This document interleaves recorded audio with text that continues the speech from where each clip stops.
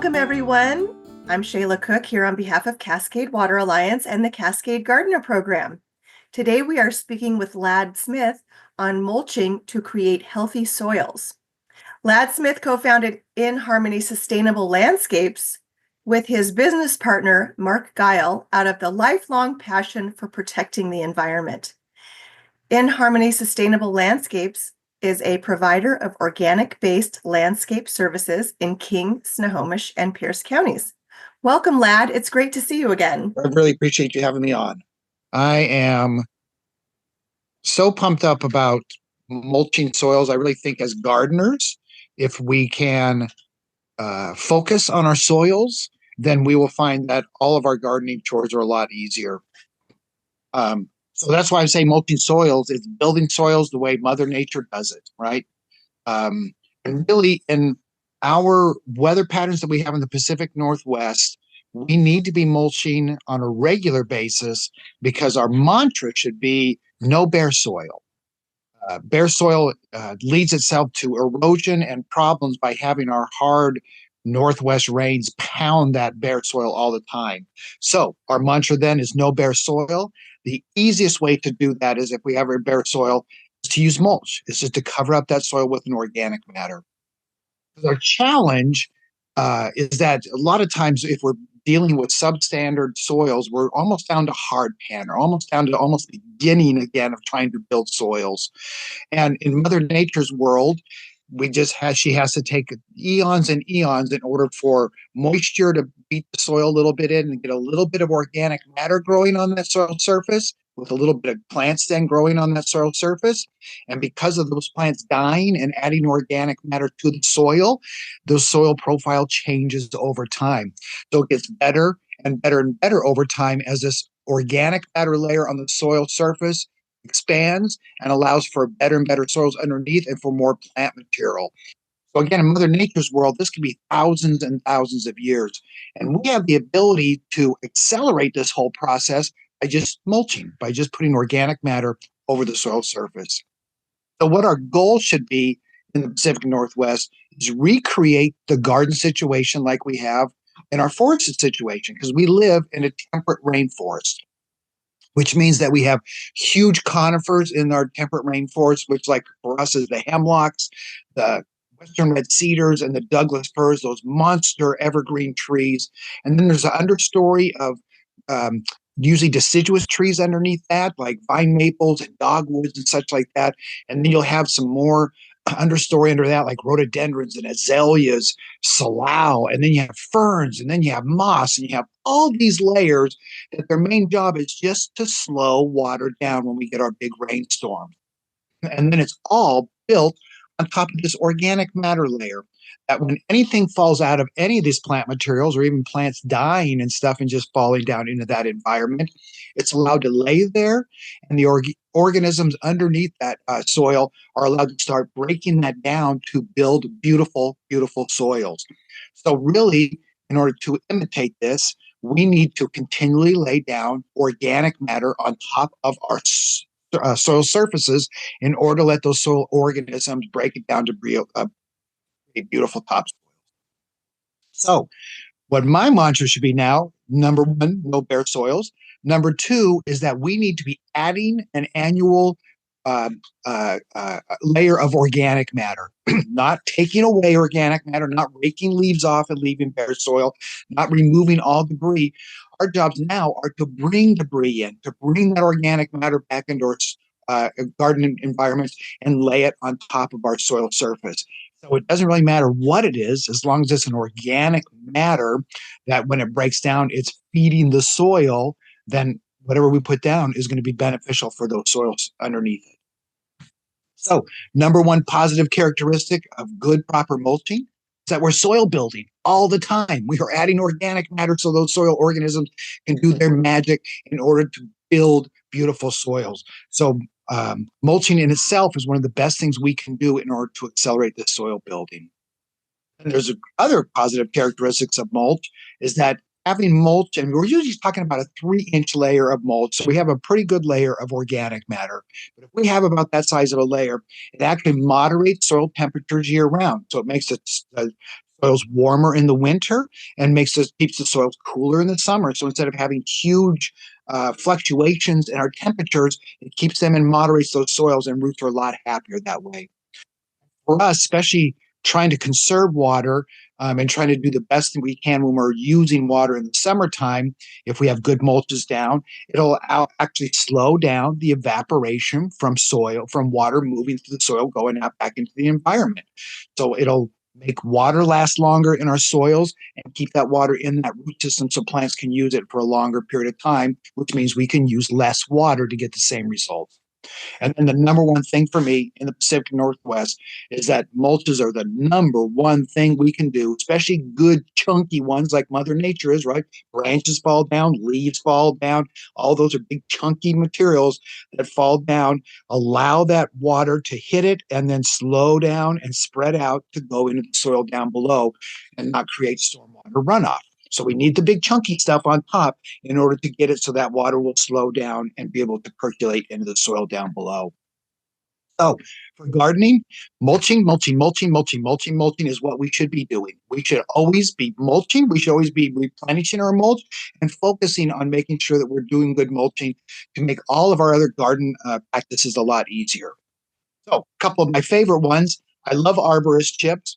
And I'll talk a little bit more about arborist chips here in a minute. But arborist chips are the material that come out of when they're doing the tree work. Either taking trees down or thinning trees and running it through those chipper shredders and creating this arborist chips, we call it. And then right now, leaves. I mean, leaves are coming out of the trees and falling down, and we should be leaving them in our gardens. They are nature's gold. And if we're raking them away and putting them in a yard waste and then paying someone to haul them away, we're wasting a lot of time and money. Leave the leaves in our beds, rake them off of the lawns because they'll kill the lawn by suffocating it. So get the leaves off of the lawns as fast as possible, but just removing them and putting them into the beds to create Mother Nature's blanket during the winter time to protect the soils and the roots from the plants. So number one thing we can do to make our gardening jobs easier is to leave the leaves in our gardens. So I love leaves. They are coming down now, and they are Mother Nature's free, uh, again, blanket to be able to coat and cover all of our soil surfaces. And we're just constantly trying to get rid of all those to make the soil bare again. So leaving leaves is the best thing we can do. They make fantastic soil. They break down very quickly. If you're going to be having like big leaves, like big leaf maples or something like that, and maybe they don't break down as quickly, you can actually put them on the lawn, run a lawnmower over them, and then rake them back up and throw them in your beds to make more surface for them to break down on and stuff like that. But to remove leaves and then pay to take them away, we're really wasting what Mother Nature has given us to be able to make our soils better right away. I love leaves. It's an annual renewal of that organic matter, and it's just given to us. It's just falling from the sky and given to us, and we're just spending all our time trying to get rid of them. So leave them in there. Reduce time and energy by not removing the leaves. Save money by not disposing them. If you want to compost, leaves are the best. Leaves and grass clippings are one of the best compost starters we have. It's a great time of year to get compost piles started by using leaves. And then arborist chips again. The one thing about arborist chips that I really love is that it's chunky. It's chunky material, and that's what we're really looking for on top of it. So again, the arborist chips are created when they take all the branches and the plant material and run it through these big chipper shredders and kick it back into the back of their trucks. Um, Several different entities you can get them from. One is Plant Amnesty, where they have a whole list of arborists that can help you out. Chip Drop .com is probably the easiest way to get arborist chips. It's a website set up that when an arborist company is in your area and you say, yes, I want arborist chips, they'll actually just drive by and give you what they have in the back of the truck for free. For free. Fantastic, fantastic material. Now, one thing about it, since you're getting it for free, is that they might bring you 2 yards and they might bring you 15 yards. They're bringing you whatever's in the truck, right? So you just know that whatever you're getting is going to be a good start or give you plenty to get your mulching going, or maybe even starting the whole neighborhood when you get 15 yards. But to get that kind of material dropped at a convenient time so you can use for me, the best time is fall and winter to distribute arborist chips when the garden is quiet. We're not having all this busy work going on. We can spend this time now mulching and mulching and mulching and preparing our gardens for springtime with less weeds and less work because we have a great mulch layer over our soil. So whenever you are getting arborist chips, doesn't matter if it's chip drop, getchipdrop.com or Plant Amnesty or any other entity, always ask for clean loads. That means they will not bring you any chips that contain ivy, holly, or blackberry. Okay, so you don't want to bring those in as invasives. But if you tell them you want a clean load, they know exactly what that means and they'll just bring you the good stuff. And again, one great thing about arborist chips is that it's the wood part of the plant too. So that's our carbon. There's usually greens in there, either leaves or needles from our conifers and stuff like that. So it's having carbon from the wood, nitrogen from the green material put together, mini compost pile right on your soil surface by using this kind of material. And again, having it chunky where it allows that water to move through the soil and stuff like that, or through the chips down to the soil. Best thing we can do for mulch is to slow water down during our winter storm. So a lot of people, arborist chips might be a little too wild looking, I'll call it. You know, they're chunky and they're kind of different colors and stuff like that because it's just a bunch of chipped up wood parts and leaves and such. So for an aesthetic look, people want like a nicer look for the plants in certain spots. I recommended composted bark mulch. Now, I don't like to use regular bark mulches, all the red bark mulches, be it fine or medium, even the chunky ones or the large mulches that are the chunky wood that will allow that water to move through. That's just straight carbon. It is just straight carbon on there. So it needs nitrogen to break itself down. So it'll actually start robbing nitrogen from our soils in order to break down that big straight carbon bark mulch. So the better thing to do would be to add a bark mulch that's been composting or starting to compost down in order to add the wonderful things we want to the soil instead of stealing nitrogen to break itself down. I've seen some gardens where the plants are chlorotic, meaning they have a yellow look on them. And looking at the bark mulch, my guess is that most of the nitrogen was being pulled from the bark to try to break itself down and making that nitrogen unavailable for the plants. And that's why they weren't as healthy as they looked. So for me, we're adding a beautiful bark, but it's going to be composted so that we get we get that breaking down and adding to the soil instead of taking it from it. If you're really going to do it right when you're mulching, we are going to spend most of our time not putting the mulch down, but moving that mulch and delicately putting it around all of our plants. So we call it feathering when we're doing it correctly, and to feather the mulch in because you don't want to take your mulch and put it right around the crowns of your perennials or your shrubs or your trees or anything like that. The top part of those crowns that need to be in the air need to stay in the air. You don't want to cover those up with something that's going to keep it moist all the time. So if let's say this is my plant and here's my soil surface, I would bring my mulch in the 3 inches that I want until I get to the canopy or come near the crown of the plant, and then I bring it back down and just bring it right up to it with just a small amount of mulch. So I feather it in and then bring it out as soon as I'm outside that canopy 2 or 3 inches. And really 3 inches is the minimum they want for a good mulching to help us with weed control. And that's a number one thing we can do for good mulching too is that we're going to reduce the amount of weed control we're doing by keeping those weed seeds dormant by not allowing sunshine to get to them. So again, most of the time it will be most of our time will be spent moving the mulch around, making sure we're not putting it up around our crowns or around the woody part of our trees and shrubs in order not to have more problems by doing that, and just moving it around and feathering it out. So most of the time is built when you're mulching, just doing that fine work, making sure you're really doing it right. But when it's done right, it looks absolutely beautiful. And now we're preparing our gardens for a better winter and soil building. So the last point there, and we're already kind of into it in fall time now, but sometimes if people want to get an early start in fall time, or if they're wanting to mulch in summertime, we have to make sure that the soil profile has moisture in it before we put mulch on top of it. So right now the soils are getting really hydrated because of all our rains. Perfect time to come in and start putting mulch on top of those because the water will still move through.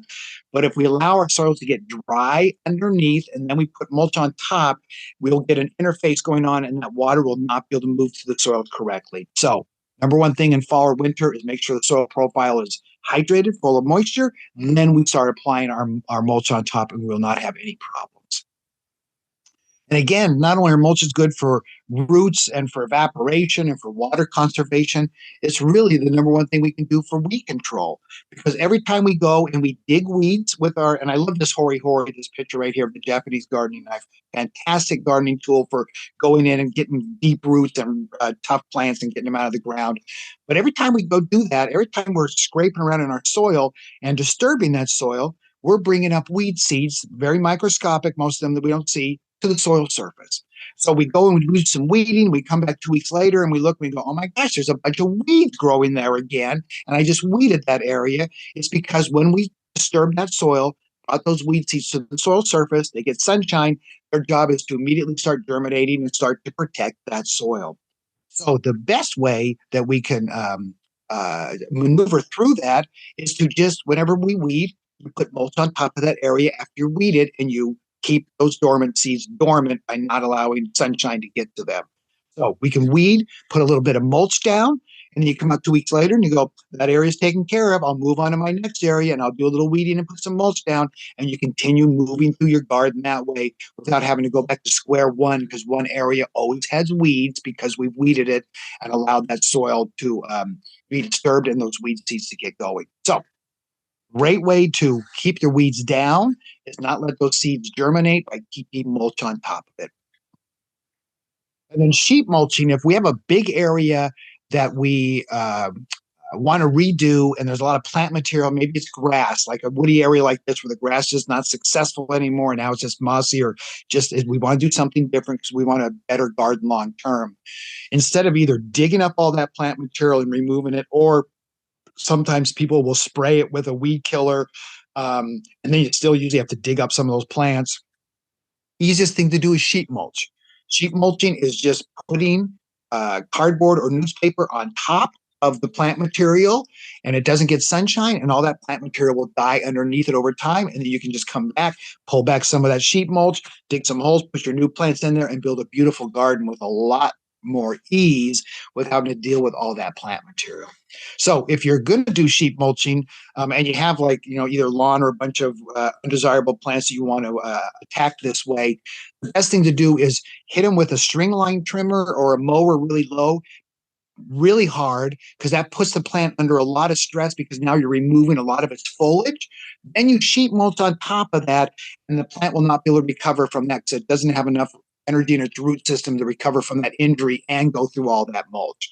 But if you just sheet mulch on top of plants like grass that's kind of successful and doing well and put it on top, sometimes the plants will be able to bust right through that because they're pretty strong plants. So put them under stress, weed eat, mow, whatever you have to do, then put the cardboard. And I recommend cardboard a lot of times because you can get big sheets from like appliance stores and be able to put that out, do the big, large areas quickly, and then put your leaves or your arbor chips on top of that with a thick layer. Come back 6 months later and you're starting a new garden.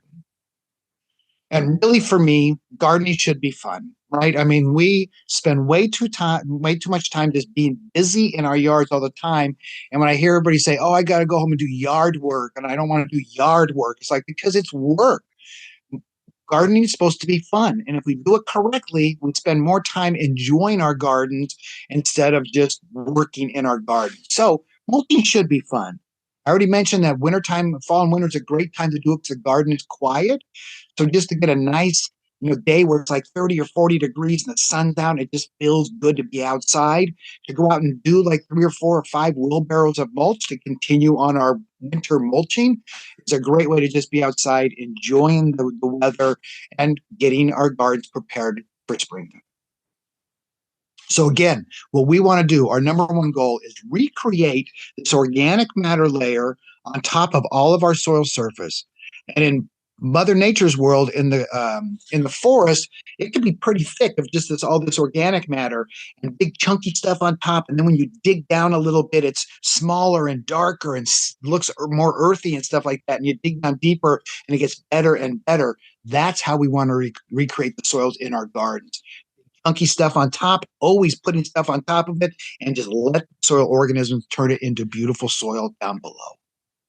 So for us, and we're getting into wintertime, properly mulched soil is the best thing we can do to protect our soils from the harsh rains that come in. And it's like a microscopic picture here of like a one raindrop hitting bare soil, and it just explodes in that area. And anything like organic matter, anything that's been trying to lay on top of that soil is brought up to the surface. And if it's really wet, it just floats away and just makes those soils compacted and just have no life in them. So protecting them with mulch is the number one thing we can do.